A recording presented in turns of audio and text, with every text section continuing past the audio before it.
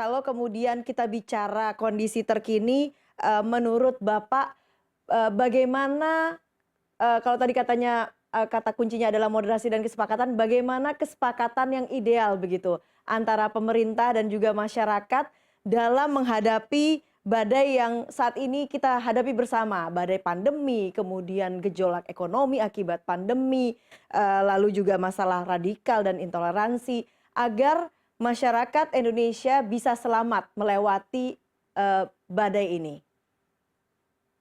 Pertama, saya seperti katakan, kita kembali kepada kesepakatan kita, bingkai-bingkai yang harus kita jaga. Tadi bingkai politisnya, jangan sampai kita menyimpang dari kesepakatan, eh, apa namanya itu, bingkai politis ini, 4 pilar itu tidak boleh. Yang kedua, kita punya aturan-aturan yang memang ketentuan-ketentuan, aturan perundang-undangan yang, ya, apabila ada hal-hal yang kita tidak setuju, itu sebaiknya ya kita lakukan perubahan-perubahan. Sebab undang-undang pun itu kesepakatan melalui cara-cara yang konstitusional. Lahirlah undang-undang. Kalau kita ada ketidaksepakatan, ada mekanismenya. Melalui Mahkamah Konstitusi, melalui DPR untuk dilakukan review, diperbaiki kalau ada. Ini tentu mekanisme yang apa itu. Nah, begitu juga kita di dalam menyampaikan gerakan-gerakan masing-masing agama berdakwah juga harus berdiri di atas cara-cara yang kita sepakati itu. Ya, menggunakan narasi-narasi kerukunan.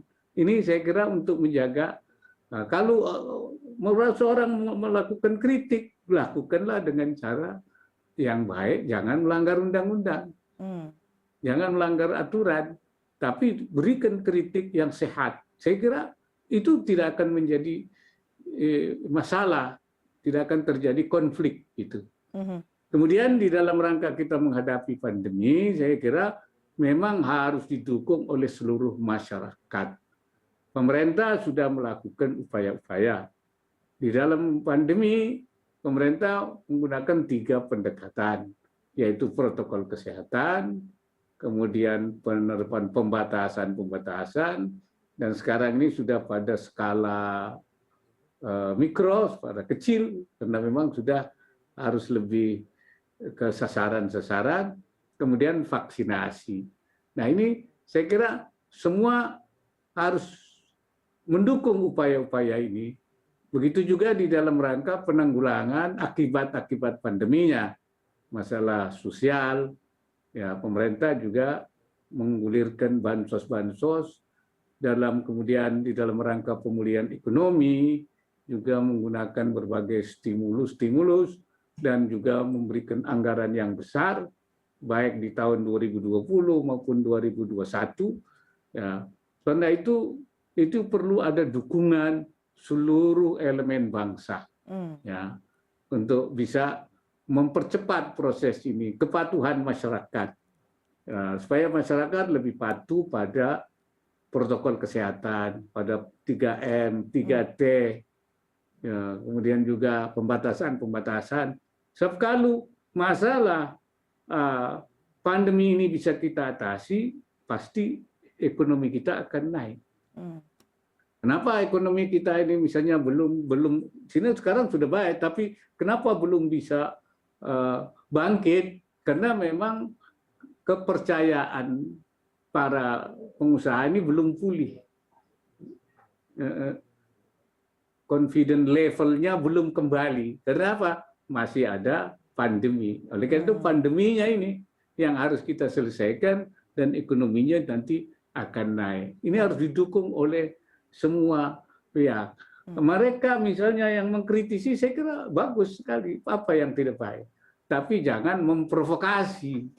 Memprovokasi itu artinya justru membuat orang tidak percaya, membuat orang misalnya jangan mau divaksin, tidak perlu menggunakan apa namanya itu masker, tidak usah. Kemudian juga tidak perlu mentaati pembatasan.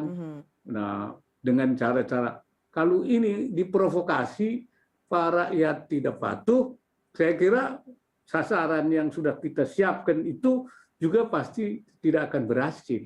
Tapi kalau semua kemudian mendorong, membantu, bekerja bersama, saya yakin akan cepat pulih.